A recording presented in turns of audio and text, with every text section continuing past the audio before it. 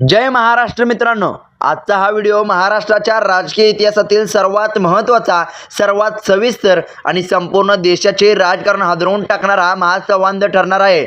आज आपण अशा एका विषयावर बोलणार आहोत ज्या विषयाने गेल्या 3 वर्षापासून महाराष्ट्रातील 12 कोटी जनता, गल्लीपासून दिल्लीपर्यंतचे राजकारण, कायदेतज्ञ आणि भारताचे संविधान हादरवून सोडले आहे। शिवसेना नक्की कोणाची? बाळासाहेब ठाकरेंचे 60 वर्षाचे ऐतिहासिक आणि पवित्र धनुष्यबाण हे नक्की कोणाचे? आमदारांचे बहुमत म्हणजेच मूळ राजकीय पक्ष असतो का? आणि संविधानाची 10वी अनुसूची लोकशाहीचे रक्षण करणार की पक्षांतराचा हा खेळ कायमचा कायदेशीर मानला जाणार?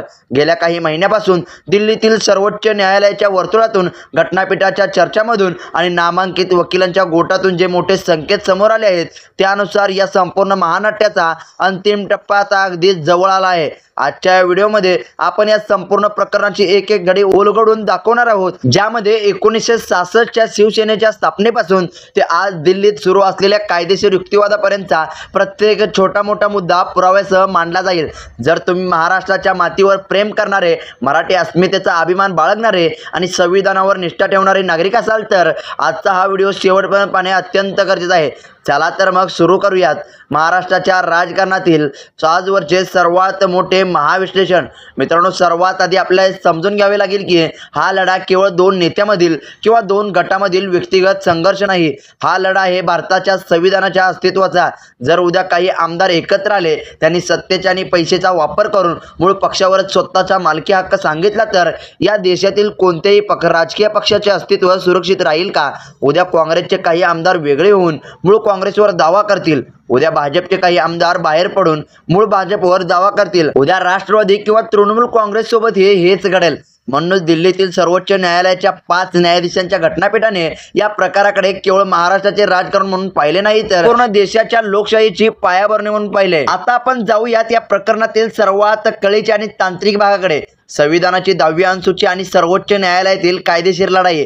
जेव्हा हे प्रकरण सर्वोच्च न्यायालयात गेले तेव्हा उद्धव ठाकरे यांच्या बाजूने देशातील सर्वात दिग्गजांनी बाजू मांडली। न्यायालयाने विचारलेला सर्वात महत्त्वाचा प्रश्न हा होता की विधिमंडळ पक्ष आणि मूळ संघटनात्मक पक्ष यांच्यात काय फरक आहे? या प्रश्नाचे उत्तर देताना कायदेतज्ञांनी न्यायालयासमोर जे मुद्दे मांडले त्यांनी संपूर्ण देशाचे लक्ष वेधून घेतले। विधिमंडळ पक्ष हे केवळ 5 वर्षाच्या कालावधीसाठी जनतेने निवडून दिलेले प्रतिनिधी असतात। आमदार किंवा खासदार हे पक्षाचे मालक नसतात, त्यांना पक्षाच्या तिकिटावर आणि चिन्हावर मतं मिळालेली असतात। जर त्यांनी पक्षाची घटना मांडली नाही तर त्यांना पक्षातून बाहेर पडण्याचा अधिकार आहे, पण पक्ष स्वतःच घोषित करण्याचा अधिकार नाही। मूळ संघटनात्मक पक्ष ही संघटना 50 ते 60 वर्ष हजारो लाखो कार्यकर्त्यांच्या बलिदानाने, घामाने आणि कष्टाने उभी राहिलेली असते, जिची स्वतःची घटना असते, राष्ट्रीय कार्यकारिणी असते आणि लाखो शिवसैनिकांची निष्ठा असते। संविधानातील 10वी अनुसूची कशासाठी बनवली गेली होती? 1985 साली जेव्हा 52वी घटना दुरुस्ती झाली तेव्हा मूळ उद्देश हाच होता की आयाराम गयारामचे राजकारण थांबले पाहिजे, आमदारांची खरेदी विक्री रोखली पाहिजे। 10व्या अनुसूचीनुसार जर एखाद्या गटाला मूळ पक्षातून बाहेर पडायचे असेल तर त्यांना 2/3 बहुमत असले तरी स्वतंत्र गट म्हणून ओळख मिळत नाही। त्यांना कायदेशीर अपात्रतेपासून वाचवण्यासाठी कुठल्या तरी इतर नोंदणीकृत राजकीय पक्षात स्वतःचे विलीनीकरण करणे बंधनकारक असते। बंडखोर गटाने काय केले? त्यांनी दुसऱ्या पक्षात विलीन होण्यास नकार दिला आणि उलट पक्षावरच दावा ठोकला। दिल्लीतील सर्वोच्च कायदेशीर सूत्रांच्या मते सर्वोच्च न्यायालयाने या मुद्द्यातील गांभीर्य अत्यंत बारकाईने टिपले आहे। जर न्यायालयाने या बंडखोराला मान्यता दिली तर 10वी अनुसूची ही कायमची मृतवत ठरेल। म्हणूनच संविधानाचा आत्मा वाचवण्यासाठी मूळ संघटनेचा म्हणजेच उद्धव बाळासाहेब ठाकरे यांच्या पक्षाचा दावा कायद्याच्या कसोटीत अत्यंत मजबूत ठरत आहे। मित्रांनो, हा लढा केवळ कागदपत्राचा किंवा आमदारांच्या संख्येचा नाही, हा लढा आहे 60 वर्षाच्या विचारसरणीचा आणि अस्मितेचा लढा आहे। हे प्रकरण नीट समजून घेण्यासाठी आपल्याला इतिहासाची पाने मागे उलटावी लागतील। आपल्याला जावे लागेल 1966 सालात।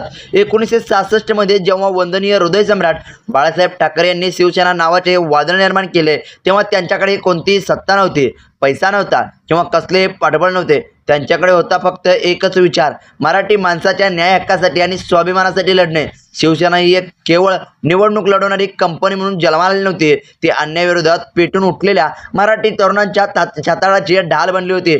छत्रपती शिवाजी महाराजांच्या पावन विचार, प्रबोधनकार ठाकरेंचे पुरोगामी आणि प्रखर विचार आणि बाळासाहेब ठाकरेंचे अगम वक्तृत्व या 3 गोष्टीच्या जोरावर शिवसेनेने मुंबई आणि महाराष्ट्राच्या राजकारणात स्वतःचे अढळ स्थान निर्माण केले। बाळासाहेबांनी काय केलं? त्यांनी महाराष्ट्रातील एका सामान्य टपरीवाल्या, रिक्षावाला, साध्या कार्यकर्त्याला नगरसेवक बनवलं, आमदार बनवलं, खासदार बनवलं आणि मंत्री बनवलं. ज्या धनुष्यबाण चिन्हावर आज दावा ठोकला जात आहे ते चिन्ह म्हणजे काय?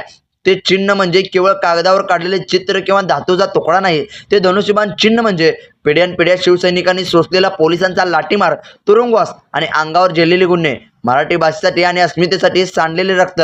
जेव्हा तांत्रिक कागदपत्राच्या आणि निवडणूक आयोगाच्या तात्पुरत्या निकालाचा आधार घेऊन हे चिन्ह हिरावून घेण्याचा प्रयत्न झाला, तेव्हा तो आघात केवळ उद्धव ठाकरेवरच किंवा ठाकरे कुटुंबावर नव्हता.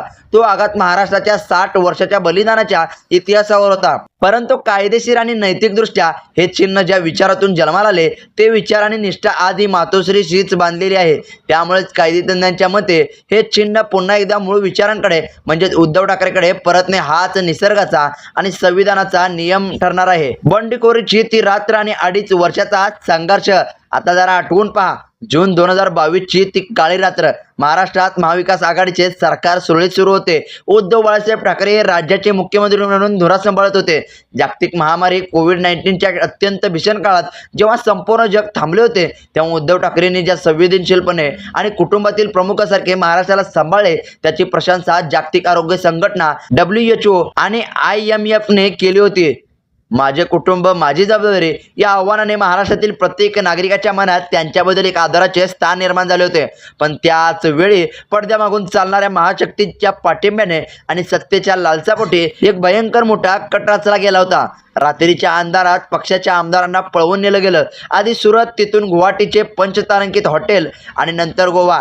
ज्या नेत्यांना पक्षाने शून्यातून मोठं केलं, ज्यांना मंत्रिपदे दिली, सन्मान दिला, त्यांनीच पाठीत खंजीर खुपसला. त्यानंतर काय घडलं?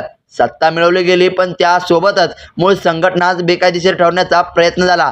पक्षाचे नाव आणि धनुष्यबाण हे चिन्ह तात्पुरत्या स्वरूपात दुसऱ्या गटाला देण्यात आलं. त्या दिवशी महाराष्ट्रातील प्रत्येक निष्ठावंत शिवसैनिकांच्या डोळ्यात अश्रू होतं. वर्षबंगला सोडताना उद्धव ठाकरेंच्या गाडीवर जनतेने केलेल्या पुष्पवृष्टीची दृश्ये आजही महाराष्ट्राच्या स्मरणात ताज्या आहेत. पण विरोधकांचा एक हिशोब चुकला. त्यांना वाटले की सत्ता गेली, नाव गेलं, चिन्ह गेलं म्हणजे उद्धव ठाकरे संपले. त्यांना माहीत नव्हते की हा बाळासाहेब ठाकरेंचा वाघ आहे. उद्धव ठाकरेवर गंभीर शस्त्रक्रिया झालेल्या असताना, प्रकृती साथ देत नसताना, मनात सहकाऱ्यांच्या विश्वासघाताचे शल्य असताना या माणसाने खचून न जाता ते जनतेच्या न्यायालयात जाण्याचा निर्णय घेतला. वन मॅन आर्मी उद्धव ठाकरेंचा ऐतिहासिक संघर्ष.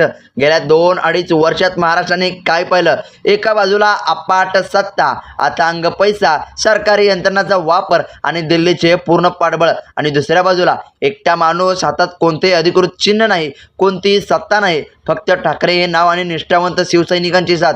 उद्धव ठाकरेंनी संपूर्ण महाराष्ट्र पिंजून काढला. त्यांनी नाशिक, संभाजीनगर, कोकण, विदर्भ, मराठवाडा, मुंबईच्या कानाकोपऱ्यात जाऊन महासंवाद सभा घेतल्या. त्या सभांना झालेली गर्दी ही काही भाड्याने आणलेली गर्दी नव्हती. ती गर्दी होती अन्यायाविरुद्ध संतापलेल्या सामान्य माणसांची. माता भगिनी, तरुण शेतकरी आणि निष्ठावंत कार्यकर्ते उद्धव ठाकरेंच्या पाठीशी खंबीरपणे उभे राहिले. उद्धव ठाकरेंनी आपल्या कृतीतून एक गोष्ट संपूर्ण देशाला दाखवून दिली की सत्ता येते, सत्ता जाते, मुख्यमंत्रीपद येते आणि जातं, पण जनतेच्या मनातील प्रेम आणि सैनिकांची निष्ठा ही जगातील कोणतीही महासत्ता विकत घेऊ शकत नाही. या जनसंघर्षाने हे सिद्ध केलं की मूळ शिवसेना ही कागदावरच्या आमदारामध्ये नाही तर महाराष्ट्राच्या रस्त्यावर आणि जनतेच्या मनात जिवंत आहे. आणि हाच लोकभाव आता कायदेशीर लढाईत अत्यंत निर्णायक ठरला आहे. मित्रांनो, आजच्या या प्रदीर्घ महाविश्लेषणाचा शेवट करताना दिल्लीतील कायदेशीर घडामोडी आणि संविधानातील तरतुदींच्या आधारे 5 सर्वात मोठे निष्कर्ष स्पष्ट होत आहेत. पहिला म्हणजे संविधानाचा आणि 10व्या अनुसूचीचा विजय आणि आमदारांच्या संख्येवरून मूळ पक्ष ठरवणे बेकायदेशीर असल्याचा कायदेतज्ञांचा युक्तिवाद मान्य होत असून मूळ संघटनात्मक पक्षाची वैधता सिद्ध होत आहे. त्यानंतर दुसरा म्हणजे बंडखोर गटासमोर विलिनीकरणाचा फास.